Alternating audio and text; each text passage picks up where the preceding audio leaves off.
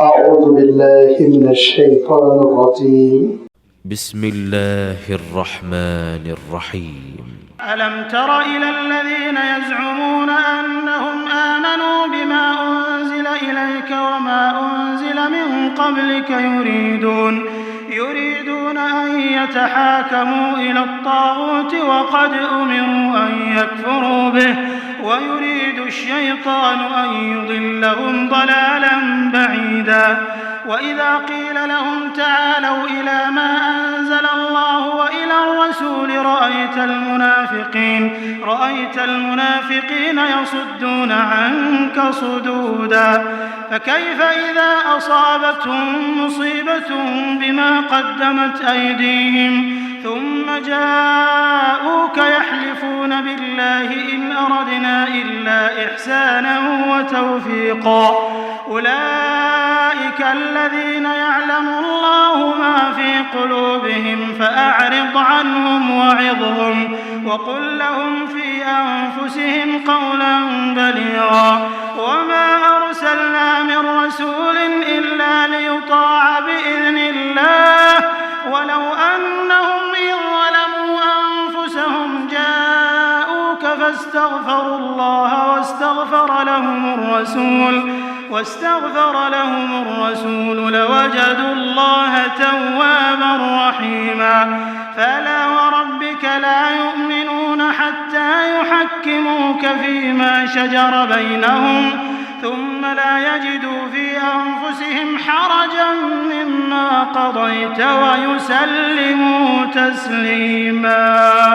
ولو أنا كتبنا عليهم أن اقتلوا أنفسكم أو اخرجوا من دياركم ما فعلوه إلا قليل منهم ولو أنهم فعلوا ما يوعظون به لكان خيرا لهم وأشد تثبيتا وإذا لآتيناهم من لدنا أجرا عظيما ولهديناهم صراطا مستقيما. ومن يطع الله والرسول فأولئك مع الذين أنعم الله عليهم من النبيين والصديقين والشهداء والصالحين وحسن أولئك رفيقا. ذلك الفضل من الله وكفى بالله عليما. صدق الله العظيم. الحمد لله رب العالمين والصلاة والسلام على سيد المرسلين وعلى آله وصحبه أجمعين أما بعد. सूरत निसा का ये रुकू नंबर 9 है जिसकी भी आपके सामने तिलावत की गई है। आयत नंबर 60 से सिलसिला शुरू हुआ और आयत नंबर 70 पर यह सिलसिला खत्म हुआ। इन 11 आयतों में अल्लाह ताला ने जिस अहम तरीन मौजू को, जिस अहम तरीन मजमून को इरशाद फरमाया, उसकी वजाहत, उसकी तशरीह और उसकी तफसील से पहले 2 बातें मैं आपकी खिदमत पर रखूंगा। नंबर 1 ये कि सूरह आले इमरान से बात अर्ज की जा रही है कि असलन दीन है अल्लाह के रसूल सल्लल्लाहु अलैहि वसल्लम की इताअत का नाम। सूरह आले इमरान में ये बात बार बार मैंने आपकी खिदमत पर रखी थी कि ईसाई दुनिया ने, क्रिश्चियंस ने हजरत ईसा अलैहिस्सलाम की मोहब्बत का तो तम भरा लेकिन इताअत नहीं की, जिसकी वजह से वो शिर्क में जा पड़े। हुस्न अकीदत का तो उन्होंने मुजाहरा किया, मोहब्बतों का तो नाम लिया, लेकिन हजरत ईसा अलैहिस्सलातु व तस्लीम की जो तालीमात थी, हिदायतें थी, زندگی گزارنے کے لیے حضرت عیسیٰ علیہ السلام نے جو طریقہ عنایت فرمایا تھا، جو آپ کا اسوہ تھا، اس کو بالائے طاق رکھا، نکال کے پھینک دیا۔ حضرت عیسیٰ علیہ السلام بہت عبادت گزار، حضرت عیسیٰ علیہ السلام بہت بڑے زاہد، دنیا اور دنیا کی نعمتوں سے آپ کا کوئی لینا دینا نہیں تھا۔ حضرت عیسیٰ علیہ السلام انتہائی نرم مزاج، خود آپ فرمایا کرتے تھے کہ اللہ تعالیٰ نے مجھے نیکیوں کا، نرمی کا حکم دیا۔ حضرت عیسیٰ علیہ السلام پوری زندگی توحید کی دعوت دیتے رہے کہ ایک ہی اللہ کی عبادت کرو، ایک ہی اللہ کی عبادت کرو، لیکن یہ ساری چیزوں کو عیسائی مذہب سے خارج کر دیا گیا، لے دے کے تین خداؤں کا تصور، کفارہ، ٹرینیٹی، یہی ساری چیزیں ان کے مذہب میں رہ گئی۔ پریکٹیکلی، عملی طور پر حضرت عیسیٰ علیہ السلام کی کوئی تعلیم محفوظ نہیں۔ جو کچھ بھی محفوظ ہے وہ یا تو قرآن مجید کی وجہ سے، اللہ کے رسول صلی اللہ علیہ وسلم نے جو ارشاد فرمایا۔ یہ بہت بڑی تاریخی غلطی تھی ان کی کہ حضرت عیسیٰ علیہ السلام کے احکام کو، آپ کے اسوے کو، آپ کی تعلیمات کو نظر انداز کیا۔ اللہ تعالیٰ نے آل عمران میں تاکید کی کہ دیکھو، اللہ تعالیٰ اپنے جو رسول کو بھیجتا ہے تو جہاں محبت واجب ہوتی ہے، دل میں اولین مقام پر وہ جاگزی ہو، یہ مطلوب ہوتا ہے، وہیں عمل، اطاعت، فرما برداری۔ اور اللہ کے رسول صلی اللہ علیہ وسلم کے زمانے میں چھوٹی سی اطاعت میں ایک کمی رہ گئی تھی، ایسا نہیں کہ نافرمانی ہوئی تھی، نہیں، اطاعت میں کسر رہ گئی تھی، تو اللہ تعالیٰ نے بتایا کہ اللہ تعالیٰ کی مدد، نصرت کیسے نکل جاتی ہے، غائب ہو جاتی ہے، لوگ کیسے اللہ کی مدد سے محروم ہو جاتے ہیں۔ غزوہ احد کا تذکرہ آیا۔ سورۃ النساء میں اللہ تعالیٰ نے اسی حقیقت کو بیان فرمایا کہ اللہ کے رسول صلی اللہ علیہ وسلم کی اطاعت، تمہارا خاندان جو ہو وہ ویسے خاندان بننے کی کوشش کرے جیسے کہ اللہ کے رسول صلی اللہ علیہ وسلم نے خاندان بنا کر پیش کیا۔ نکاح و طلاق کے مسئلے ہوں، تقاریب کے مسئلے ہوں، خوشی اور غم کے مسئلے ہوں، وراثت کے مسئلے ہوں، کمزوروں کے حقوق ہو، پھر آگے چل کے اللہ تعالیٰ نے ایک جامع آیت میں پوری بات ارشاد فرما دی، وَاعْبُدُوا اللَّهَ وَلَا تُشْرِكُوا بِهِ شَيْئًا وَبِالْوَالِدَيْنِ إِحْسَانًا وَبِذِي الْقُرْبَى وَالْيَتَامَى وَالْمَسَاكِينِ وَالْجَارِ ذِي الْقُرْبَى وَالْجَارِ الْجُنُبِ وَالصَّاحِبِ بِالْجَنبِ، پورے احکام گزر چکے کہ ہم کو معاشرے میں، سماج میں، اپنی برادری میں، اپنے خاندان میں کیسے رہنا ہے۔ اس کے بعد اب آگے اللہ تعالیٰ جو بات ارشاد فرما رہا ہے، جس کے لیے میں تمہید باندھ رہا ہوں کہ اصل اطاعت رسول ہے، یہی لب لباب، خلاصہ، عطر کشید پھر آپ کے سامنے آ رہا ہے۔ ایک بات تو یہ یاد رکھیے، پورا رکوع تاکید کرتا ہے، یہ پوری 11 آیتیں گھومتی ہیں اطاعت رسول پر، اور اس کی انشاءاللہ بھی وضاحت آپ کی خدمت میں آئے گی۔ دوسری بات یہ ہے کہ ان آیتوں کے شان نزول میں متعدد واقعات بیان کیے گئے ہیں۔ شان نزول کے معنی ہوتے ہیں کہ کوئی واقعہ ہوا ہو اور اس کے بعد اللہ تعالیٰ نے رہنمائی فرمائی ہو، قرآن پاک کی آیتیں نازل ہوئی ہوں۔ لیکن بالاتفاق پوری امت کا فیصلہ، سارے مفسرین فرماتے ہیں قرآن فہمی کے لیے شان نزول معلوم کرنا یہ تو ضروری ہے، صحیح ہے، لیکن حکم جو ہے وسیع واقعے کے ساتھ خاص نہیں رہتا، حکم عمومی رہتا ہے۔ اور یہ قرآن مجید کا معجزہ ہے، آیتوں کا اسلوب بھی جو ہے نا، وہ آپ دیکھیں گے ایسا نہیں ہوتا ہے کہ ٹیمپرری قسم کا ہو، وقتی ہو، انہیں حالات کے لیے اپلائی ہوتا ہو۔ آیتوں کی شان یہی ہوتی ہے، اس کا اسلوب یہی ہے کہ قیامت تک کے لیے اس میں رہنمائی موجود ہوتی ہے۔ تو شان نزول کے جو واقعات ایک دو میں آپ کی خدمت میں عرض کروں گا، تو ہمارے ذہنوں میں یہ غلط فہمی نہ پیدا ہو کہ پچھلے زمانے کے واقعات کے ساتھ یہ آیتیں خاص ہے، اس موقع پہ نازل ہوئی تھی۔ ایسا نہیں، ہماری رہنمائی ہے، ہمارے لیے حکم ہے۔ ہاں کچھ واقعات ہوئے تھے اور ان واقعات کی ہی رہنمائی میں اللہ تعالیٰ نے اپنے ان احکام کو نازل فرمایا جو پہلے سے لوح محفوظ پر ثبت کر دیے گئے تھے، لکھ دیے گئے تھے۔ واقعات کیا ہے؟ مثلا ایک واقعہ مفسرین نے بیان کیا کہ دو ساتھیوں میں جھگڑا ہو گیا کسی معاملے میں۔ ایک کھلم کھلا یہودی تھے، دوسرا اس نے یہودیت سے اسلام قبول کرنے کا اعلان کیا تھا لیکن تھا وہ منافق۔ یہ دونوں میں جھگڑا چل رہا تھا کسی چیز میں، کوئی خرید فروخت کا مسئلہ تھا یا کسی چیز کی اونرشپ کا مسئلہ تھا۔ روایتوں میں اس کی وضاحت نہیں آئی ہے، صرف یہ کہا گیا کہ یہ دونوں میں ایک جھگڑا تھا، اور پھر یہ جھگڑا کیسے سالو کریں، کیسے قصہ ختم کریں، اس سلسلے میں دونوں کی الگ الگ رائے تھی۔ جو یہودی خالص تھا، پکا یہودی، وہ یہ کہہ رہا تھا کہ اللہ کے رسول صلی اللہ علیہ وسلم کی خدمت میں جائیں گے اور فیصلہ کروائیں گے، اور اس کا سبب بیان کیا۔ وہ یہ کہتا تھا وہاں رشوت کا عمل دخل نہیں ہے، نو کرپشن، وہاں ٹھیک ٹھاک فیصلہ ہوگا۔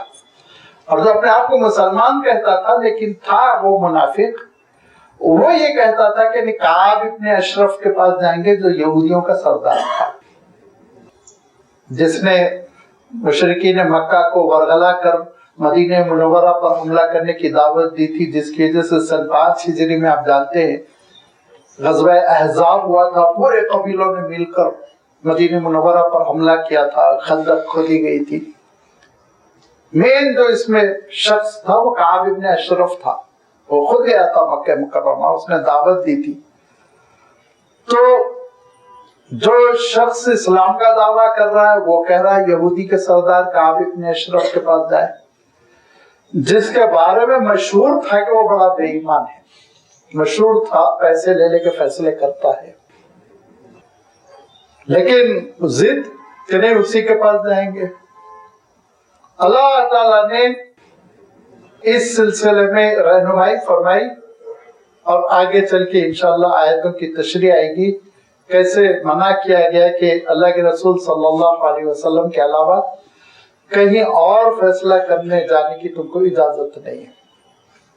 دوسرا واقعہ یہ روایتوں میں آتا ہے، امام ابن کثیر رحمۃ اللہ علیہ نے بھی، امام طبری رحمۃ اللہ علیہ، امام قرطبی رحمۃ اللہ علیہ جو بڑے مفسرین ہیں، انہوں نے یہ واقعہ بیان کیا اپنی سند کے ساتھ کہ دو شخص لڑ پڑے کسی مسئلے میں،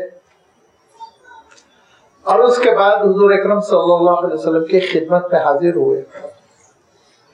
اللہ کے رسول صلی اللہ علیہ وسلم نے فیصلہ فرمایا، جس شخص کے حق میں فیصلہ نہیں جا رہا تھا وہ جھوٹا دعویٰ کر رہا تھا، اور اللہ کے رسول صلی اللہ علیہ وسلم نے سچ کی بنیاد پر جس کا حق تھا اسی کے لیے آپ نے فیصلہ فرمایا۔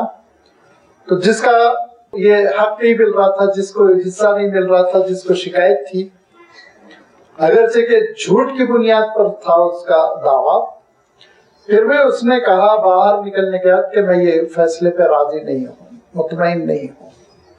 بہت بڑا مسئلہ ہوتا ہے، لوگ لڑ جھگڑ کے آتے ہیں، اس کے بعد جو ہے فیصلے کرواتے ہیں، اور بعد میں فون کر کے کہتے ہیں مول صاحب غلط فیصلہ کرے تو آئے کیوں تھے، کورٹ کو چلے آتے ہیں۔ ایسے ہی کچھ معاملہ ہوا کہ باہر نکلنے کے بعد اس نے کہا کہ یہ فیصلہ غلط ہوا، میں نہیں مانتا۔ تو کہا پھر کیا کریں گے؟ کہا حضرت ابوبکر کے پاس جائیں گے۔ اور وہ شخص یہ سمجھ رہا تھا حضرت ابوبکر نرم طبیعت کے ہیں، تو حضرت ابوبکر میرے حق میں فیصلہ کر دیں گے۔ کیس بیان کیا، وہی فیصلہ کیا جو اللہ کے رسول نے کیا تھا۔ اس نے کہا میں یہ بھی نہیں مانتا۔ کہا اب کیا کریں گے؟ کہا عمر کے پاس جائیں گے۔ وہ یہ سمجھتا تھا کہ حضرت عمر سے اس کے جو تعلقات ہیں، ان تعلقات کی रियायत में मुरव्वत करते हुए हजरत उमर रजी अल्लाह ताला अन्हु उसके हक में फैसला कर देंगे, गलत फैसला कर देंगे, नऊजुबिल्लाह। हजरत उमर ने तफसील पूछी और कहा कि अल्लाह के रसूल ने ये फैसला किया? कहा हाँ।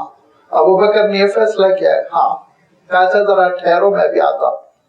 और बाहर निकलने के बाद हजरत उमर, रिवायतों में आता है, इसकी गर्दन उड़ा दी और कहा जो अल्लाह के रसूल सल्लल्लाहु अलैहि वसल्लम के फैसले पे राजी नहीं वो जीने के काबिल नहीं है। ये वाकया भी आया है रिवायतों में।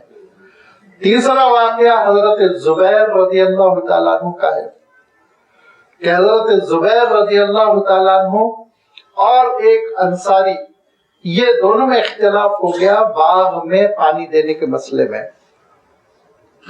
हजरत जुबैर रजी अल्लाह तआला अन्हु का जो बाग था वो नहर से मुत्तसिल था और नहर से नाली निकालकर आप अपने बाग में पानी लाते थे। और जब बाग पूरा सैराब हो जाता, मतलब भर पानी मिल जाता, तो पड़ोस वाले बाग में वो नाली खोल देते, पानी उधर चला जाया करता था। अब वो पड़ोसी साहब की बहस ये थी कि आप पहले मुझे पानी दे दीजिए, जब मेरा बाग सैराब हो जाए, पानी पूरा मिल जाए, तो फिर वो हम नाली का सिरा बंद कर देंगे, आप अपने बाग में पानी दीजिए। ये उल्टी मंतिक थी, बात समझ में आने वाली नहीं थी।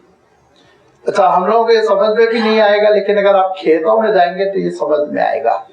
खेतों में टेम्पररी किस्म की नालियां बनाई जाती है। एक हिस्सा जब पूरा सैराब हो जाता है तो उसमें मट्टी भर कर बंद करके उसका रुख दूसरी तरफ कर दिया जाता है। वो सैराब हो गया, वहां बंद कर दिया, तीसरी तरफ रुख कर दिया। आजकल तो खैर पाइपलाइन है, मोटर है, ये है वो है, लेकिन पिछले जमाने में यही हुआ करता था। लिहाजा उनका मुतालबा ये था कि पहले नहर से पानी मेरे पास आ जाए, मैं पूरे बाग में पानी दे लूं, फिर मैं उसको बंद कर दूंगा, वो आप अपने बाग में ले लीजिए। हजरत जुबैर ने कहा कि पहला बाग मेरा है, नहर से मुत्तसिल, मुझे पानी देना चाहिए, फिर बाद में मैं तुमको पानी दूंगा। अब ये अल्लाह के रसूल सल्लल्लाहु अलैहि वसल्लम के खिदमत में हाजिर हुए और अल्लाह के रसूल सल्लल्लाहु अलैहि वसल्लम ने समाअत फरमाया। तो अल्लाह के रसूल सल्लल्लाहु अलैहि वसल्लम ने कहा देखो जुबैर, जल्दी अपने बाग को सैराब कर लिया करो, जैसे ही बाग में पानी काफी हो जाए तुम अपना जो रास्ता है वो बंद करके इनके पड़ोसी की तरफ खोल दो, फिर वो पानी ले ले। वो साहब कहने लगे अच्छा फूफी का बेटा है इसलिए उनके हक में फैसला कर दिया। हजरत जुबैर हजरत सफिया के फर्जंद है और हजरत सफिया आप सल्लल्लाहु अलैहि वसल्लम की फूफी है, सगी फूफी। तो खट से उन्होंने कह दिया अच्छा फूफी का बेटा है इसीलिए उनके हक में फैसला किया। तो अल्लाह के रसूल सल्लल्लाहु अलैहि वसल्लम ने कहा नहीं, फूफी के बेटे के हक में अब फैसला करता हूँ। कहा जुबैर उधर रास्ता ही नहीं खोलना, उधर रास्ता ही मत खोलो, जितना पानी भरना है भर लो, जो करना है करो, नहर के करीब तुम्हें, तुम्हारा हक है, तुम्हारी जमीन से नाली गुजरती है, तुम चाहो तो उसको पानी दो, चाहो तो पानी न दो। अच्छा, ये अल्लाह के रसूल सल्लल्लाहु अलैहि वसल्लम का कोई कोर्ट का जजमेंट नहीं है, बल्कि अल्लाह के रसूल सल्लल्लाहु अलैहि वसल्लम मुसालहत करवा रहे थे दोनों में कि भाई झगड़ा ना हो और मुसालहत कर लो कि जितना पानी तुमको जरूरत है वो ले लो, बाकी पानी उसको दे दो। लेकिन उनके ये जो अल्फाज थे उसकी वजह से अल्लाह के रसूल सल्लल्लाहु अलैहि वसल्लम ने ये जो कॉम्प्रोमाइज की शक्ल थी उससे विड्रॉ हो गए और कहा कि कानूनन तुमको हक है, जितना पानी लेना है लेते रहो, तुम नहर तो तुम्हारे खेत से लगी हुई है, तुम्हारे बाग से लगी हुई है। मुफस्सिरीन ने कहा कि ये भी वो वाकया है जिसके सिलसिले में ये आयतें नाज़िल हुई हैं। लेकिन मैं पहले भी अर्ज कर चुका हूँ, फिर दोबारा पूरी ताकीद के साथ मैं ये बात आपकी खिदमत में रख दो, अल-इबरतु बिउमूमिल माना ला बिखुसूसिल मौरिद। ये मुत्तफिका फैसला है कि शान नुज़ूल के साथ आयतें खास नहीं होती। कुरान फहमी के लिए तो शान नुज़ूल जान लो, लेकिन याद रखो अमल के एतबार से आयतें उमूमी होती हैं, क़यामत तक की रहनुमाई है। ऐसा ना समझे हम वो वाक़या के लिए हो गया नहीं। आज भी हमको यही हुक्म है जो आयतों में आ रहा है। आयतों में क्या रहा है? अलम तरा इलल्लज़ीना यज़अमून, क्या तुमने नहीं देखा उन लोगों की जानिब जो गुमान करते हैं, ज़ामा, जो दावा करते हैं, हकीकत पे नहीं। अन्नहुम आमनु कि वो ईमान कबूल कर चुके हैं बिमा उन्जिला इलैक व मा उन्जिला मिन क़ब्लिक, जो कुछ नाजिल हुआ ए रसूल आप पर और जो कुछ नाजिल हुआ है आपसे पहले, उस पर ईमान का दावा करते हैं। यहूदी तौरात पर ईमान रखने का दावा भी करते हैं, और मुनाफिक जो ये कह रहा था कि मैं अल्लाह के रसूल सल्लल्लाहु अलैहि वसल्लम पर भी ईमान रखता हूँ। और उसके बाद इनका आलम यह है युरीदूना यतहाकमु इला तागूत, कि वो सबसे बड़े नाफरमान के पास जाकर फैसला करवाना चाहते हैं। दो बातें आपकी खिदमत में रखो। एक ये कि मैं बार बार कहता हूँ कि आम तौर पर हम लोग ये समझते हैं कि अल्लाह के रसूल सल्लल्लाहु अलैहि वसल्लम की नबूवत आखिरी फाइनल, और आप सल्लल्लाहु अलैहि वसल्लम को जो खत्म नबूवत का मकाम मिला वो मा काना मोहम्मद अबा अहद मिन रिजालिकुम वलाकिन रसूलुल्लाह व खातमन नबिय्यीन, ये एक आयत से ऐसा नहीं है। कुरान मजीद की 20 आयतें हैं जिससे ये पता चलता है कि आप सल्लल्लाहु अलैहि वसल्लम के बाद कोई रसूल आने वाले नहीं। देखिए अल्लाह ताला क्या इरशाद फरमाया, बिमा उन्जिला इलैका व मा उन्जिला मिन क़ब्लिक, जो कुछ आप पर नाजिल हो रहा है उस पर ईमान, और जो कुछ पिछली किताबों पर नाजिल हुआ और फ्यूचर में भी नाजिल होगा, बोलना चाहिए था ना अल्लाह ताला, लेकिन फ्यूचर का कुछ नहीं है। जो कुछ आगे नाजिल होगा उस पर भी ईमान रखना जरूरी है कुरान पाक में कहीं भी। सूरतुल बकरा से आप तिलावत शुरू कर दीजिए और नास तक जाइए, कहीं इशारा नहीं है, सराहत तो बहुत बड़ी बात, इशारा नहीं है जिसमें अल्लाह ताला इरशाद फरमाए आगे भी कुछ नाजिल होगा। खत्म, अल्लाह के रसूल सल्लल्लाहु अलैहि वसल्लम के साथ वही खत्म हो गई, नुज़ूल किताब खत्म हो गया। आप सल्लल्लाहु अलैहि वसल्लम आखिरी रसूल हैं, आखिरी नबी हैं, और नबूवत का सिलसिला अल्लाह के रसूल सल्लल्लाहु अलैहि वसल्लम पर खत्म हो गया। अब आप सल्लल्लाहु अलैहि वसल्लम इरशाद फरमाते हैं मेरे बाद जो नबूवत का दावा करेगा वो कज़्ज़ाब है, दज्जाल है, इरशाद फरमाया। आप सल्लल्लाहु अलैहि वसल्लम ने फरमाया बहुत वजाहत के साथ, वो बहुत बड़ा झूठा और बहुत बड़ा धोखेबाज है। कज़्ज़ाब और दज्जाल दोनों लफ्ज़ है।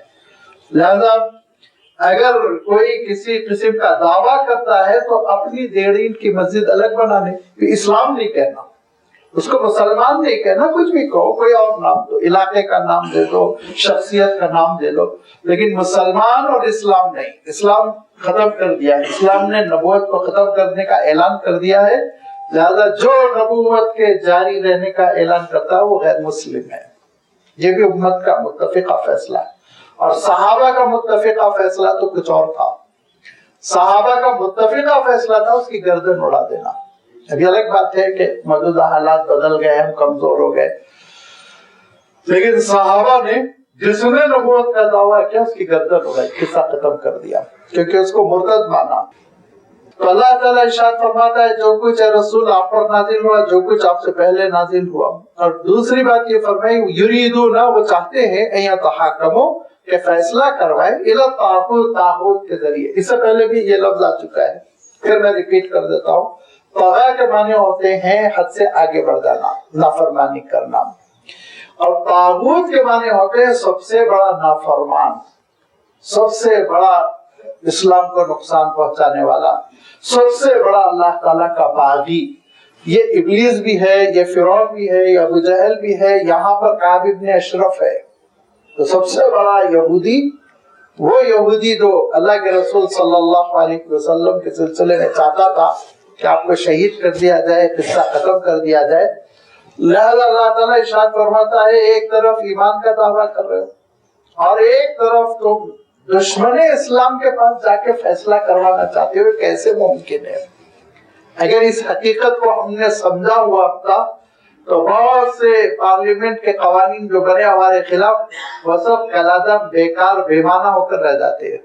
हम जाके उनको मौका देते हैं ना, मुनकिरीन इस्लाम, दुश्मनान इस्लाम, जो इस्लाम की बेखनी करना चाहते हैं, जड़ से उखाड़ के फेंक देना चाहते हैं, उनके सामने खड़े होके माई लॉर्ड कह के हम फैसले करवाते, तो मौका मिलता है वो भी मुदाखलत करते हैं, शरीयत में तब्दील करने की कोशिश करते हैं, नए नए ऑर्डिनेंस लेकर आते। असलन अल्लाह और रसूल ये दोनों के अहकाम की रोशनी में फैसला करवा ले, छुट्टी खत्म, खर्चे भी खत्म, झगड़े भी खत्म, लंबे केसेस भी नहीं चलेंगे। लिहाजा अल्लाह ताला हम सबको ये पैगाम देता है कि वक़द उमिरू अन यकफुरू बिही, ऐसे साजिशी मक्कार सरकश नाफरमान का इनकार करने का तुमको हुक्म दिया गया है, उनके हुजूर जाके खड़े होने का तुमको हुक्म नहीं दिया गया है। समझो इस हकीकत को। ईमान का तकाजा ये है, ईमान का तकाजा ये है कि ऐसे नाफरमानों की अदालत में, इनके दरबार में, इनके इजलास में खड़े होकर ईमान का सौदा करना ही नहीं चाहिए। एक बुजुर्ग थे, उनको ये बताया गया कि आपके खेत में पड़ोसी दाखिल हो गए, 3-4 फीट उन्होंने कब्जा कर लिया। ये इसमें बहुत मुसलमान आ गए, पूरा जायजा ले लीजिए आप। सब सड़क पे 2-2, 2.5, 3-3 फीट आगे। अल्लाह ताला सख्त नाराज होता है। हुजूर अकरम सल्लल्लाहु अलैहि वसल्लम इरशाद फरमाते हैं, अगर तुम एक बालिश नाजायज जमीन पे कब्जा करोगे 40 साल की नमाज कबूल नहीं होगी। ये सब मिले जुले हैं, याद रखिए। इबादतें, मुआमलात, हलाल और हराम। लिहाजा कभी ये नहीं समझना घर के सामने गवर्नमेंट की जमीन है तो वो मेरी है, गवर्नमेंट की है, उसको छोड़िए और रास्ता। ये सारी चीजें याद रखिए, ये हमारी इबादतों को अकारत कर रही है, हमारी दुआओं को काबिल कबूल नहीं रखी इन चीजों ने, दुआएं कबूल नहीं हो रही इसकी वजह से। तो मैं अर्ज कर रहा था कि उनसे कहा गया कि हजरत को बाजू वाला जो है पड़ोसी खेत में दाखिल हो गया 2-2, 3-3 फीट। तो कहा चलो झगड़ा खत्म करो, लड़ना नहीं है, जितने फीट कब्जा जहां उसका खत्म है वहां पे दीवार बना लो, हमारा खेत अलग कर लो। तो जो खातिम था उसने कहा कि हजरत 1-2 साल बाद और आगे बढ़ेगा, वो जरी हो जाएगा ना, हिम्मत हो जाएगी, काफी देखेंगे और आगे कर लेंगे, दीवार क्या करना है। कहा कि देखिए हजरत, अगर आप ये पॉलिसी अपनाएंगे तो आपका पूरा खेत हड़प कर लेगा। कहा खेत हड़प करेगा ना, कब्र तो हड़प नहीं करेगा। मेरी कब्र में तो नहीं दाखिल हो सकता ना, कब्र में तो मेरा ही रहेगा मामला अल्लाह के साथ। लिहाजा ये इंसान को एहसास रहे कि अल्लाह ताला के आगे जवाबदेह होना है और अल्लाह ताला के आगे हमको बतलाना है दुनिया में कैसे गुजार कर आए। इस एहसास के साथ अगर हम आपस में मिलकर शरीयत की रोशनी में अल्लाह रसूल और अल्लाह के और उसके रसूल के अहकाम की रोशनी में फैसले करवाने तो किस्सा खत्म, झगड़े लंबे नहीं होंगे। क्योंकि वक़द उमिरू अन यकफुरू बिही, हुक्म दिया गया है कि तुम उनका इनकार करो, उनके फैसलों का इनकार करो, उनके कानून का इनकार करो। बेईमानी की बुनियाद पर, रिश्वत की बुनियाद पर, झूठ की बुनियाद पर फैसले करते हैं। वयुरीदु शैतान युदिल्लहु दलालन बईदा, और शैतान ये चाहता है कि तुमको गुमराह करके छोड़ दे। ये शैतान की कोशिशें होती हैं कि तुमसे हिदायत को छीन ले, तौफीक को छीन ले, गुमराही के रास्ते पे रवाना कर दे। वइज़ा क़ीला लहुम ताअलू इला मा अंज़लल्लाहु व इला रसूल अराइतल मुनाफिकीन यसुद्दूना अन्का सुदूदा, जब उनसे कहा जाता है कि आओ फैसला करो जो कुछ अल्लाह ताला ने नाजिल किया है और जो कुछ अल्लाह के रसूल सल्लल्लाहु अलैहि वसल्लम इरशाद फरमा रहे हैं, राइतल मुनाफिकीन, तो तुम मुनाफिकीन को देखोगे, यसुद्दूना अन्का सुदूदा, तुमसे मुंह फेर लेंगे, वो पलट जाएंगे और वो अल्लाह और उसके रसूल के फैसलों को कबूल करने से इनकार कर देंगे। जब कभी झगड़ा हो और ये कहा जाए कि चलो कुरान मजीद की रोशनी में, चलो अल्लाह के रसूल सल्लल्लाहु अलैहि वसल्लम की अहादीस की रोशनी में फैसला कर ले, तो उसमें से अगर कोई साहब ये कहते हैं कि नहीं मैं तो कोर्ट में जाऊंगा, तो आप समझ लीजिए वो मुनाफिक है। क्योंकि अल्लाह ताला साफ इरशाद फरमा रहा है, और आयतल मुनाफिकीन, तुम मुनाफिकीन को पाओगे कि वो मुंह फेर लेंगे, वो नहीं कबूल करना चाहेंगे अल्लाह और उसके रसूल के फैसले को। इस उम्मत को आना पड़ेगा अल्लाह और उसके रसूल के फैसले पर। जब ये उम्मत आ जाएगी अल्लाह और रसूल के फैसले पर, इसके बाद से ये उम्मत मुअज़्ज़ज़ हो जाएगी, उसके बाद से ये उम्मत तरक्की करेगी, उसके बाद से इस उम्मत में झगड़े कम हो जाएंगे, उसके बाद से इस उम्मत में इत्तेहाद होगा और तरक्की की राहें खुलेंगी। ये जो झगड़े, कोर्ट को जाना, 20-20 साल तक, 25-25 साल तक अपनी दौलत तबाह करना, अपना वक्त तबाह करना, ये याद रखिए, ये सब कुछ हमारे लिए बहुत जानलेवा है, नुकसानदेह है। अल्लाह और उसके रसूल के अहकाम के मुताबिक रोशनी में हम जिंदगी बसर करें। फ़कैफ़ इज़ा असाबतहुम मुसीबतुन बिमा क़द्दमत ऐदीहिम ثم جاءوك يحلفون بالله ان اردنا الا احسانا وتوفیقا. جب مصیبت آ جاتی ہے، آزمائش آ جاتی ہے، بہت آستین چڑھا کے کورٹ میں گئے تھے، سال 2 سال کے بعد معلوم ہوا صاحب کو کینسر ہو گیا، اس موقع پہ کیا کہیں گے؟ بہت آستین چڑھا کر غرور کے ساتھ کورٹ میں گئے تھے اور انہوں نے کہا تھا دیکھ لوں گا. اچانک معلوم ہوا ڈاکٹر صاحب نے کہا کہ یہ تو ان کا مسئلہ بچنے کا نہیں، بہت صورتحال خراب ہے. تو اس وقت دیکھیں گے آپ کہ ان کا عالم یہ ہوتا ہے، وہ یہ کہتے ہیں پھر سب ختم کر دو، معاف کر دو، جو ہونا تھا ہو گیا. ان اردنا الا احسانا وتوفیقا، ہم یہ چاہ رہے تھے کہ ایگریمنٹ ہو جائے، ہم یہ چاہ رہے تھے موافقت ہو جائے. ذرا یاد رکھو اپنی موت کو، یہ ساری زندگی اور زندگی کا سامان چھوڑ کر اللہ تعالیٰ کے حضور حاضر ہونا ہے، قبر پہ جانا ہے. فَكَيْفَ إِذَا أَصَابَتْهُمْ مُصِيبَةٌ، تو کیسا ہوگا وہ وقت جب کہ ان کے اوپر کوئی مصیبت آ جائے، بِمَا قَدَّمَتْ أَيْدِيهِمْ، ان کے اپنے کالے کرتوتوں کی وجہ سے، ان کے ہاتھوں نے جو کچھ کمایا اس کی وجہ سے. ثُمَّ جَاءُوكَ يَحْلِفُونَ بِاللَّهِ، پھر اے رسول آپ کے پاس آئیں گے اللہ کی قسم کھاتے ہوئے. يَحْلِفُونَ بِاللَّهِ، حلف اٹھا کر اللہ کی قسم، اللہ کی قسم ہم یہ نہیں چاہ رہے تھے، ہم وہ نہیں چاہ رہے تھے. ان اردنا الا احسان و توفیقا، ہم نے تو صرف اور صرف یہ ارادہ کیا تھا کہ معاملہ اچھے سے ختم ہو جائے. احسان یہاں پہ بحسن و خوبی معاملہ ختم ہو جانا، وہ توفیقاً، اور توفیق کے معنی ایگریمنٹ ہو جانا، مصالحت ہو جانا، کمپرومائز ہو جانا. تو ہم تو یہ چاہ رہے تھے کہ کمپرومائز ہو جائے، قصہ ختم ہو جائے، اس کے لیے ہم یہ سب کر رہے تھے. تو جب غبارے میں سے ہوا نکل جاتی ہے تو حقیقت کا پتہ چل جاتا ہے. لہذا وقت سے پہلے انسان حقیقتوں کو سمجھ لے، پوری دنیا کو چھوڑ کر جانا ہے. لہذا اللہ اور اس کے رسول صلی اللہ علیہ وسلم کی اطاعت کا سرمایہ لے کر جائیں. اولئک الذین یعلم اللہ ما فی قلوبہم، یہ وہ لوگ ہیں جو سمجھتے ہیں نعوذ باللہ، اگرچہ کہ ان کی یہ سمجھ کفر ہے، جو یہ سمجھتے ہیں کہ اللہ تعالیٰ کو دلوں کا حال ہی نہیں معلوم.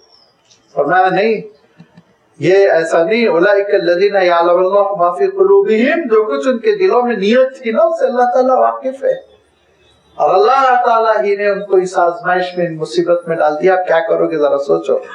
فَأَعْرِضْ عَنْهُمْ، اے رسول آپ ان سے پہلو تہی کیجئے. زیادہ الجھنا، لمبی بحث کرنا یہ مناسب نہیں. فَأَعْرِضْ عَنْهُمْ وَعِظْهُمْ، لیکن نصیحت کرتے رہیے، سمجھاتے رہیے. یہ ہے دیکھیں سب سے بڑی بات، مایوس نہیں ہونا، سمجھاتے رہنا، ہمیشہ سمجھانا، چاہے 10 مرتبہ سمجھانا پڑے، کوئی حرج نہیں. بار بار سمجھانا، اچھے اسلوب میں سمجھانا، محبت کے ساتھ سمجھانا، کیونکہ اللہ تعالیٰ نے یہ فرمایا وَعِظْهُمْ، نصیحت کرتے رہیے. وعظ و نصیحت کے ذریعے سے معاملہ حل کرنے کی کوشش کیجیے. کیونکہ جو تربیت کرنا چاہتا ہے نا، تربیت کرنے والے کا جو معاملہ ہوتا ہے وہ بالکل ایسے جیسے کوئی بیمار ہے اور اس کی تیمارداری کرنے والا قریبی رشتہ دار، بیٹا ہے یا ماں ہے یا باپ ہے، جو کبھی بیمار سے مایوس نہیں ہوتے، اور جن کا عالم یہ ہوتا ہے وہ باہر باہر سے فیصلہ کرنا چاہتے ہیں، وہ ان کی مثال ڈاکٹر کے جیسی ہوتی. طبیب، ڈاکٹر کیا کہے گا؟ بھائی تمہارا پیشنٹ ختم ہو گیا، اب اس کو لے جاؤ گھر میں رکھ لو. لیکن تیمارداری کرنے والا آخری سانس تک اس کی خدمت کرتا ہے، دعا کرتا ہے اللہ تعالیٰ ان کی عمر دراز کرے، اللہ کسی طرح بچا لے، کوئی ایسی دوا ہو جو لگ جائے، کوئی ایسی چیز ہو، نسخہ جس پہ عمل کرنے سے ان کو صحت مل جائے. یہ تیمارداری کرنے والے کا جذبہ ہوتا ہے. یہ جذبہ ہمارا ہونا چاہیے کہ میرا ایک بھائی تباہ ہو رہا ہے، برباد ہو رہا ہے، کفر پہ نہ مرے، نفاق پہ نہ مرے، سمجھاؤ اس کو اخلاص کے ساتھ، محبت کے ساتھ، اور اس کو قریب لانے کی کوشش کرو. وَقُلْ لَهُمْ فِي أَنفُسِهِمْ قَوْلًا بَلِيغًا، اور ان کے لیے بلیغ، واضح، صاف، اچھی بات، کلیئر بات کرتے رہیے، سمجھاتے رہیے ان کو کہ وہ اللہ اور اس کے رسول کی اطاعت پر آ جائے. کیونکہ وَمَا أَرْسَلْنَا مِن رَسُولٍ إِلَّا لِيُطَاعَ بِإِذْنِ اللَّهِ، ہم نے رسول کو نہیں بھیجا مگر اس لیے کہ ان کی اطاعت کی جائے، یہ اللہ کا حکم ہے، اطاعت کے لیے بھیجا. اس میں کوئی شک نہیں، میں پہلے بھی کہہ چکا ہوں، پھر میں اعادہ کرتا ہوں کہ حب رسول ہمارے ایمان کا تقاضا ہے. لیکن حب رسول کہنے سے اطاعت کو کلین چٹ نہیں ملتی، غلط فہمی میں ہے. حب رسول آپ صلی اللہ علیہ وسلم کی محبت آپ صلی اللہ علیہ وسلم کی اطاعت کا تقاضا کرتی ہے، اس کو نظر انداز نہیں کیا جا سکتا۔ یہ کوئی نہیں کہہ سکتا ہے کہ حب رسول ہے اور نمازیں چھوٹ رہی، حب رسول ہے اور سنتوں پہ عمل نہیں ہو رہا، حب رسول ہے ناجائز قبضے ہو رہے ہیں۔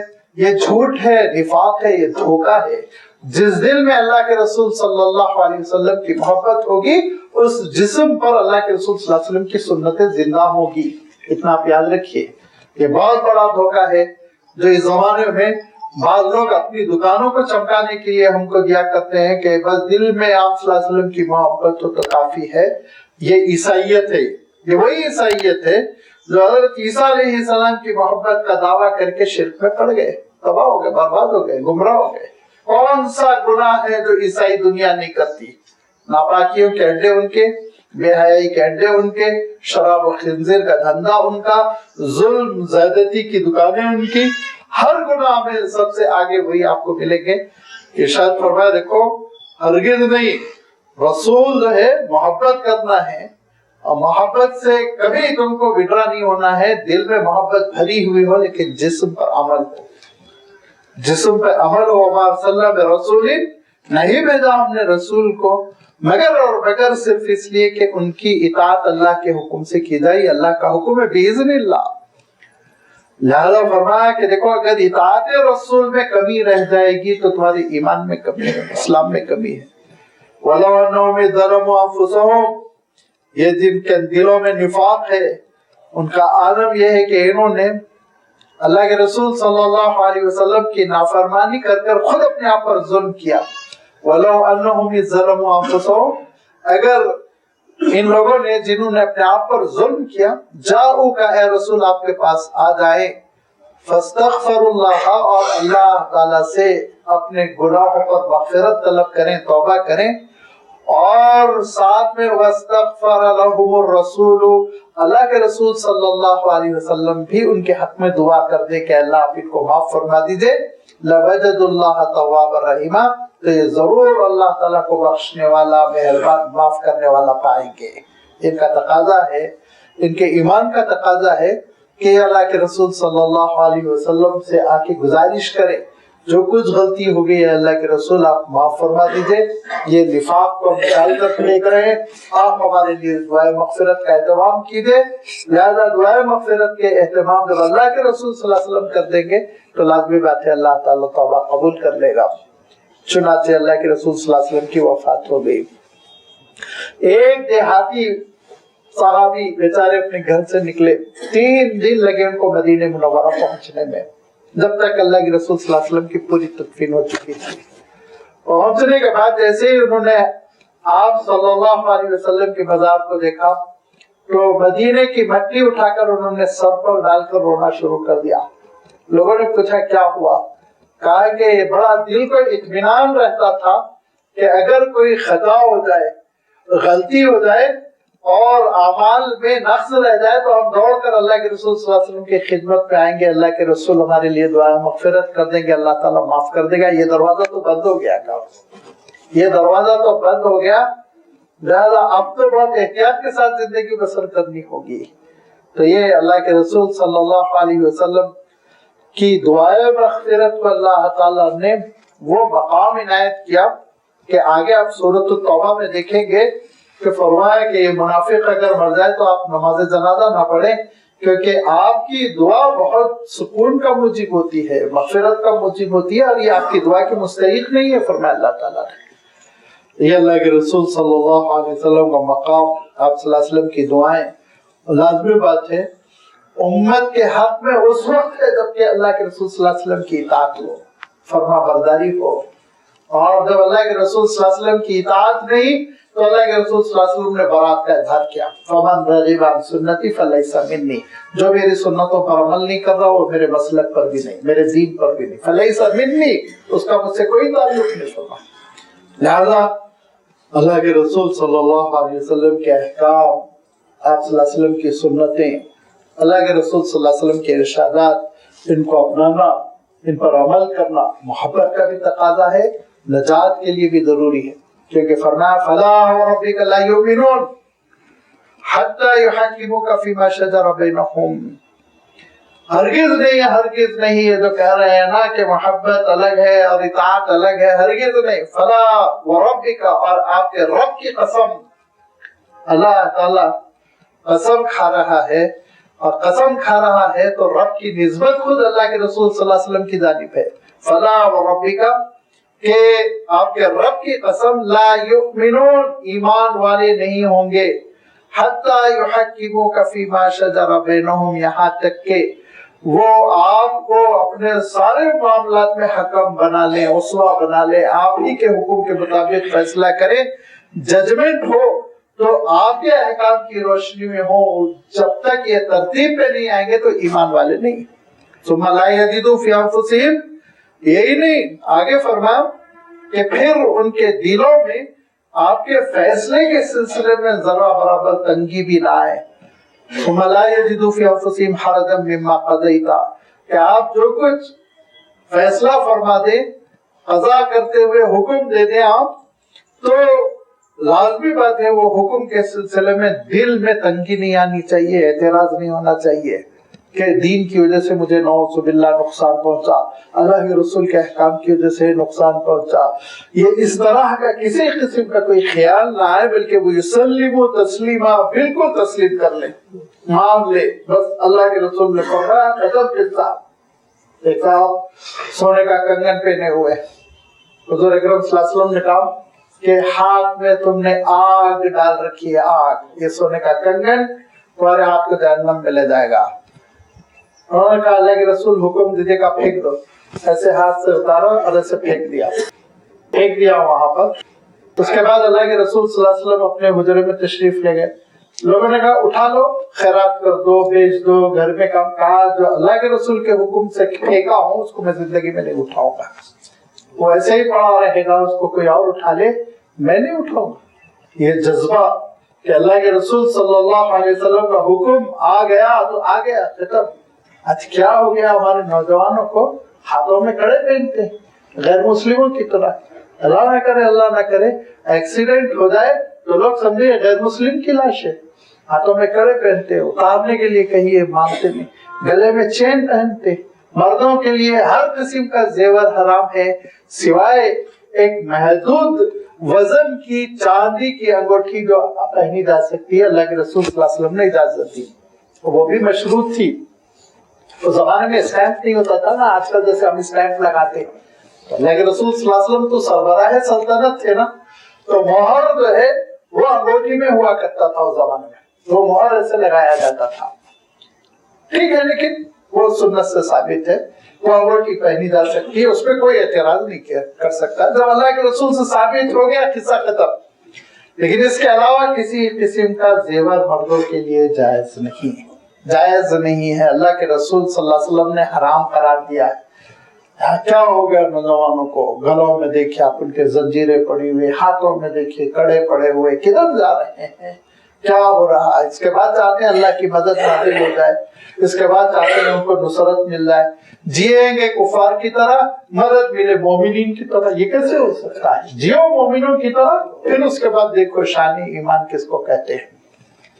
لہذا اللہ تعالیٰ ارشاد فرماتا ہے، دیکھو اللہ کے رسول کی اطاعت ایسے ہو کہ دل میں تردد بھی نہیں ہونا کہ اگر میں یہ کرتا تو تھوڑا فائدہ ہوتا. گیا ختم قصہ، چھوڑ دیا میں نے اللہ اور اس کے رسول کے. کر کے دیکھو، اس کے بعد جو اللہ تعالیٰ عنایت فرماتا ہے، جو دیتا ہے، جو دروازے کھول دیتا ہے، وہ صحابہ کی زندگی میں آپ کو نظر آئے گا کہ سلطنتوں کی سلطنت اللہ تعالیٰ نے ان کے پیروں میں ڈال دی. انہوں نے اطاعت رسول اس طرح سے کی. وَلَوْ أَنَّا كَتَبْنَا عَلَيْهِمْ أَنِ اقْتُلُوا أَنفُسَكُمْ أَوِ اخْرُجُوا مِنْ دِيَارِكُمْ مَا فَعَلُوهُ إِلَّا قَلِيلٌ مِّنْهُمْ. وہی اہل کتاب کا اللہ تعالیٰ نے حوالہ دیا کہ جب انہوں نے شرک کیا، بچڑے کی پوجا کی اور سونے سے ایک بچڑا بنایا، اس میں سیٹی لگا دی، اور حضرت موسیٰ علیہ السلام تورات لینے کے لیے پہاڑ پر جبل طور پر تشریف لے گئے تھے. وہاں 40 دن آپ کا قیام رہا. پوری تفصیل ہے سورۃ الشورى میں، سورۃ القصص میں. اس اسنا انہوں نے شرک کرنا شروع کر دیا. جب حضرت موسیٰ علیہ السلام واپس آئے اور حضرت موسیٰ علیہ السلام نے کہا یہ کیا فتنہ ہے، تو کہا کہ وہ سامری نے یہ بنایا، اور ایسا اس نے کہا کہ یہ خدا تھا، اور موسیٰ علیہ السلام انٹروڈیوس کرانا بھول گئے. نعوذ باللہ. لہذا ان لوگوں نے شرک شروع کر دیا. تو اللہ کی جانب سے حکم آیا تھا, یہ تورات کا حکم تھا, آپ کو کہیں لینا دینا نہیں. ان کا خود لٹریچر بتاتا ہے کہ اللہ تعالیٰ نے ارشاد فرمایا تھا کہ جو جو مرتد ہو گئے ان کو قتل کرو, اور قتل بھی اسی قبیلے کے لوگ کر لیں گے. اقتلوا انفسکم ذالکم خیر لکم عند بارئکم, اسی سے ان کے گناہ معاف ہو کے جنت میں جا سکیں گے. تو حکم پر عمل کرنے سے انہوں نے پہلو تہی کی, اعتراضات کیے.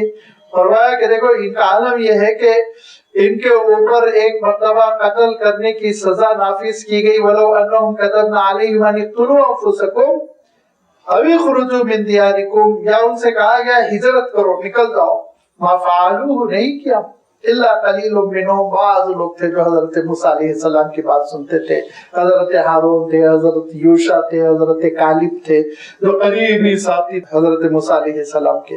وَلَوْ أَنَّهُمْ فَعَلُوا مَا يُوعَظُونَ بِهِ, اگر وہ کر گئے ہوتے وہ جو حکم ان کو دیا گیا تھا, لَكَانَ خَيْرًا لَهُمْ وَأَشَدَّ تَثْبِيتًا, تو یہ ان کے لیے بہت بہتر ہوتا اور ثابت قدمی اس سے ان کے اندر آ جاتی. جب یہ خود حضرت موسیٰ علیہ السلام کی پیروی نہ کیے تو اب ان سے کیا پیروی کی امید رکھی جا سکتی ہے. وَإِذَا لَآتَيْنَاهُمْ مِن لَّدُنَّا أَجْرًا عَظِيمًا, اور ہم زبردست قسم کا ان کو اجر دیتے. ان سے یہ منصب چھینا ہی نہیں جاتا, یہ دعوت کا منصب, یہ شہادت کا منصب, خیر امت کا منصب جو چھین لیا گیا, اس کی وجہ یہ کہ وہ اطاعت رسول نہیں کرتے تھے. وَلَا هَدَيْنَاهُمْ صِرَاطًا مُسْتَقِيمًا, اور ہم ان کو ہمیشہ گامزن رکھتے صراط مستقیم پر, لیکن انہوں نے حکم نہ مانا اور نہ ماننے کی وجہ سے صراط مستقیم سے وہ محروم کر دیے گئے.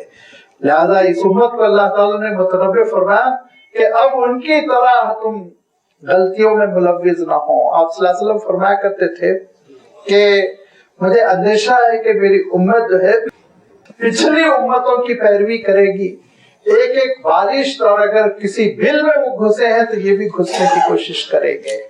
لہذا پچھلی امتوں سے جو غلطیاں ہوئی ہیں ان کو کھول کھول کر بیان کیا گیا ہے, اور امت مسلمہ کو تاکید کی گئی ہے کہ ان کی پیروی نہ کرو, ان کے راستے پہ نہ چلو.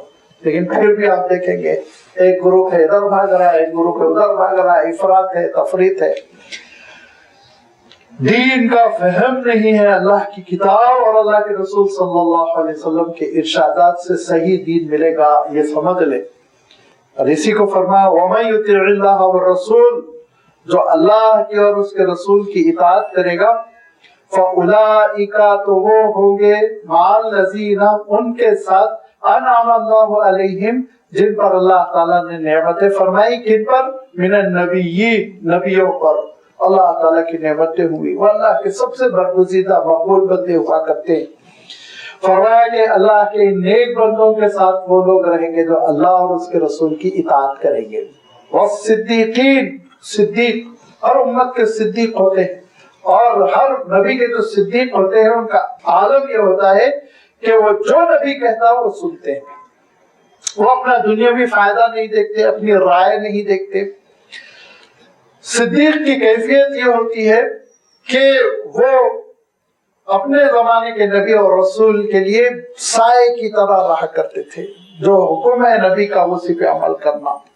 لہذا حضرت عیسیٰ علیہ السلام کی امت کے بھی صدیق ہے, حضرت موسیٰ علیہ السلام کی امت کے بھی صدیق ہے, اور ابھی میں نے عرض کیا حضرت یوشع ابن نون, جو پوری دنیا حضرت موسیٰ علیہ السلام کے خلاف ہو گئی, یہ یہودی اسرائیلی مذاق اڑا رہے ہیں, تکلیف پہنچا رہے ہیں, لیکن وہ ساتھ کھڑے ہوئے, حضرت موسیٰ کے ساتھ کھڑے ہوئے.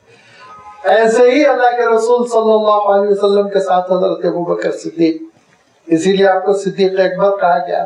پوری دنیا چاہے کہیں چلی جائے, حضرت ابوبکر اللہ کے رسول صلی اللہ علیہ وسلم کے ساتھ. فیصلے اگر ہو رہے ہیں تو حضرت ابوبکر کا فیصلہ حضور کے فیصلے کے مطابق. سفر ہو رہا ہے تو حضرت ابوبکر کا سفر اللہ کے رسول صلی اللہ علیہ وسلم کے ساتھ. قیام ہو رہا ہے تو حضرت ابوبکر صدیق کا قیام اللہ کے رسول صلی اللہ علیہ وسلم کے ساتھ. اس سے پہلے بھی میں عرض کر چکا ہوں کہ حضرت ابوبکر صدیق رضی اللہ تعالیٰ عنہ 3 وقت ایسے تھے, 3 موقع ایسے تھے جس میں سوائے حضرت ابوبکر کے اللہ کے رسول صلی اللہ علیہ وسلم کے ساتھ کوئی نہیں تھا. غار ثور میں ہجرت کے موقع پر صرف حضرت ابوبکر صدیق، اور حضرت ابوبکر صدیق رضی اللہ تعالیٰ عنہ کے ہی گود میں سر رکھ کر اللہ کے رسول صلی اللہ علیہ وسلم آرام فرما رہے تھے۔ دوسرا موقع غزوہ بدر میں عریش میں چھوٹی سی جھوپڑی میں صرف اور صرف ابوبکر صدیق رضی اللہ تعالیٰ عنہ اور اللہ کے رسول صلی اللہ علیہ وسلم کے ساتھ حضرت ابوبکر کے علاوہ کوئی نہیں تھا۔ تیسرا موقع غزوہ احد میں سب بچھڑ گئے تھے، حضرت ابوبکر لگے ہوئے ہیں، لہذا یہ صدیقیت کا مقام حضرت ابوبکر صدیق کو ملا۔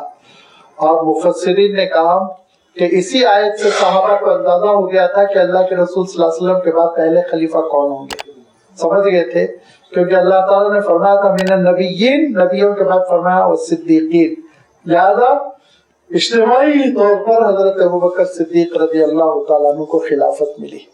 پھر فرمایا والشہداء، اور اللہ کا انعام کن پر ہوا؟ نبیوں پر، صدیقین پر اور شہداء پر، جو راہ خدا میں شہید ہو جاتے ہیں اور اپنی جان کا نذرانہ اللہ تعالیٰ کے دربار میں پیش کر دیتے ہیں، جو انسان کے نزدیک سب سے محبوب چیز ہوتی ہے۔ انسان اپنا مال لٹا دے، اپنا کبھی کبھی کنبہ بھی لٹا دیتا، جان پر وہ یہ کوشش کرتا ہے کہ مصیبت نہ آئے، جان بچی رہے، لیکن فرمایا کہ شہید وہ ہوتا ہے جو اللہ کے حکم سے اپنے جسم کا، اپنی جان کا، اپنی زندگی کا نذرانہ اللہ کے دربار میں پیش کرتا ہے۔ لازمی بات ہے شہداء کا جو مقام ہے، یہاں تفصیل نہیں کی جا سکتی، وہ مقام بہت بلند ہے، اتنا بلند ہے، اتنا بلند ہے کہ نماز جنازہ کی ان کو ضرورت نہیں، اتنا بلند ہے، اتنا بلند ہے غسل کی ان کو ضرورت نہیں، خون کے ساتھ کپڑے میں لپٹ دو فرمایا آپ صلی اللہ علیہ وسلم نے، اور فرمایا جب میدان حشر میں یہ کھڑے ہوں گے تو ایسے ہی خون رس رہا ہوگا، لیکن رنگ خون کا ہوگا، خوشبو مشک کی ہوگی، آپ صلی اللہ علیہ وسلم نے فرمایا۔ لہذا شہید کا مقام بہت بلند ہے۔ قبر میں حساب کتاب کا مسئلہ نہیں ہے شہداء کے ساتھ، وہ فرشتوں کا آنا، سوال جواب سب سے استثناء ہے، بس وہ ڈائریکٹ اللہ کی رحمت میں داخل ہو جاتے ہیں۔ اور نمبر 4 پر فرمایا والصالحین، نیکوکار، اہل اللہ، اللہ کی عبادت کرتے رہنے والے، گناہوں سے اجتناب کرتے رہنے والے۔ فرمایا دیکھو اللہ کی اور اس کے رسول کی اطاعت کرو گے تو یہ وہ لوگ ہوں گے جو رہیں گے ان کے ساتھ جن پر اللہ تعالیٰ کی نعمتیں ہوئی، نبیوں میں سے، صدیقین میں سے، شہداء میں سے، صالحین میں سے، ان کی صحبت ملے گی اطاعت رسول کرنے والوں کو۔ وَحَسُنَ أُولَئِكَ رَفِيقًا، اور ان سے بڑھ کر کسی کی رفاقت کیا ہو سکتی ہے؟ سب سے خوبصورت رفاقت یہی ہے، سب سے اچھی صحبت یہی کہ کسی شخص کو نبیوں کی، صدیقین، شہداء، صالحین کی صحبت مل جائے جنت میں۔ اللہ تعالیٰ نے جو خیر کا معاملہ فرمایا، جو بھلائی کا معاملہ فرمایا، حضرت ثوبان رضی اللہ تعالیٰ عنہ آپ صلی اللہ علیہ وسلم کی بڑی خدمت کرتے تھے۔ بہت سے لوگ تھے، بہت سے صحابہ تھے جو حضور اکرم صلی اللہ علیہ وسلم کی بڑی شخصی خدمت کیا کرتے تھے۔ حضرت انس تھے، حضرت عبداللہ بن عباس تھے، حضرت ثوبان تھے۔ گھریلو خدمت کرنا، شخصی خدمت کرنا۔ آپ صلی اللہ علیہ وسلم نے کہا ثوبان میں دیکھ رہا ہوں تم دھیرے دھیرے بجھ رہے ہو، چہرے پہ وہ بشاشت نہیں، دبلے ہوئے جا رہے ہو، میں تم کو کمزور محسوس کر رہا ہوں، ایسا کچھ تو نہیں کہ اندر کوئی بیماری ہو؟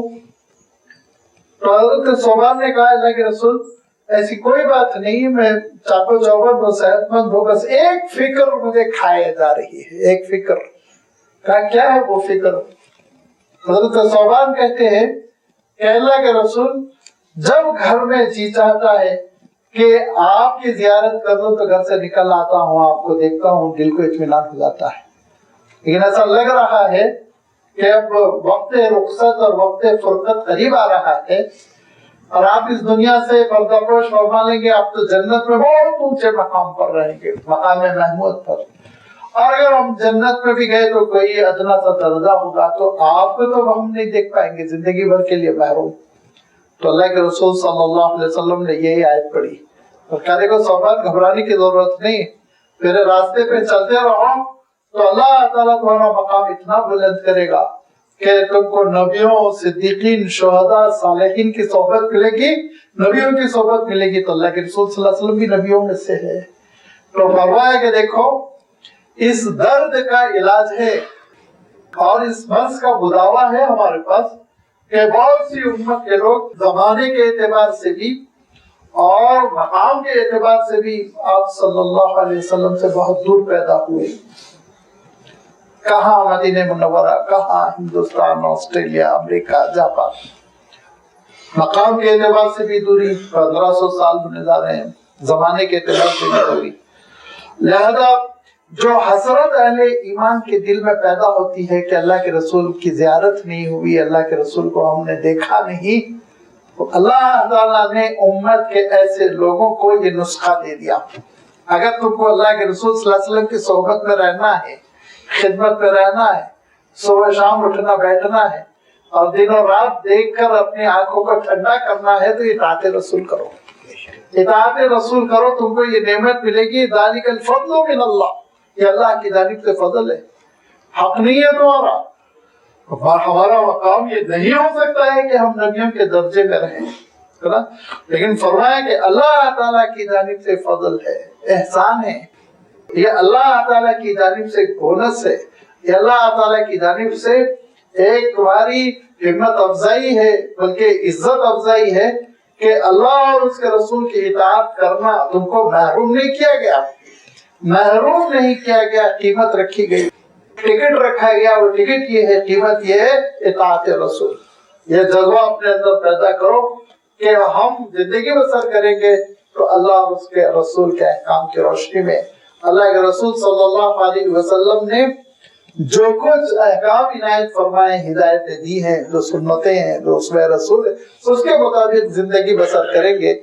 جب اطاعت آ جائے گی اللہ اور رسول کی، تو اللہ تعالیٰ کی جانب سے اتنا بڑا انعام ملے گا، اتنا بڑا انعام ملے گا کہ اس انعام سے بڑھ کے کوئی انعام نہیں ہے، اس فضیلت سے بڑھ کے کوئی فضیلت نہیں، اس مقام سے بڑھ کر کوئی مقام نہیں ہے. جنت میں داخل ہونا اللہ تعالیٰ کی بہت بڑی نعمت ہے، بہت بڑا احسان ہے، یہ اللہ تعالیٰ کا بہت بڑا فضل ہے. لیکن اس اعلیٰ جنت میں داخلہ مل جانا جہاں انبیاء ہوں گے، جہاں حضرت ابراہیم ہوں گے، جہاں حضرت نوح ہوں گے، جہاں حضرت عیسیٰ ہوں گے، جہاں حضرت موسیٰ ہوں گے، جہاں اللہ کے رسول صلی اللہ علیہ وسلم ہوں گے، ایک لمحے کے لیے اس دربار میں سے میں اور آپ گزر جائے تو ہمارے اور آپ کے لیے سب سے بڑی نعمت ہوگی چیزائے کہ ازلی اور آخری اور ابدی زندگی اسی مقام پر گزرے. شرط ہے اطاعت، شرط ہے اطاعت. اطاعت کو کوئی کلین چٹ نہیں دے سکتا، چھٹی نہیں دے سکتا. یہ کہہ کر دل میں ہے محبت رسول، اطاعت سے کام چل جائے گا. نعوذ باللہ، اطاعت کے بغیر کوئی کام چلنے والا نہیں ہے. تہیہ کریں. اسی لیے میں نے کہا تھا کہ یہ دراصل اتر کشید ہے، اس صورت کا خلاصہ ہے، لب لباب ہے کہ اطاعت رسول یہ امت میں آ جائے. وَكَفَى بِاللَّهِ عَلِيمًا، اور اللہ تعالیٰ جو علم رکھتا ہے، اللہ تعالیٰ کا علم کافی ہے فیصلہ کرنے کے لیے. کسی اور چیز کی ضرورت نہیں، سفارش کی ضرورت نہیں، شفاعت کی ضرورت نہیں. اطاعت رسول ہے تو اللہ کا علم خود فیصلہ کرے گا کہ نہیں، اس کو تو بغیر حساب کتاب آگے بڑھا، لے جاؤ اس کو جنت میں، جنت کے اعلیٰ نعمتوں سے مالا مال کر دو. اللہ تعالیٰ یہ ہم سب کو یہ مقام عنایت فرمائے. لیکن یہ صرف اور صرف دعا کر دینے سے نہیں ملنے والا، زندگی کو تبدیل کرنا ہوگا. اللہ کے رسول صلی اللہ علیہ وسلم کے احکام کے مطابق زندگی کو ڈھالنا ہوگا.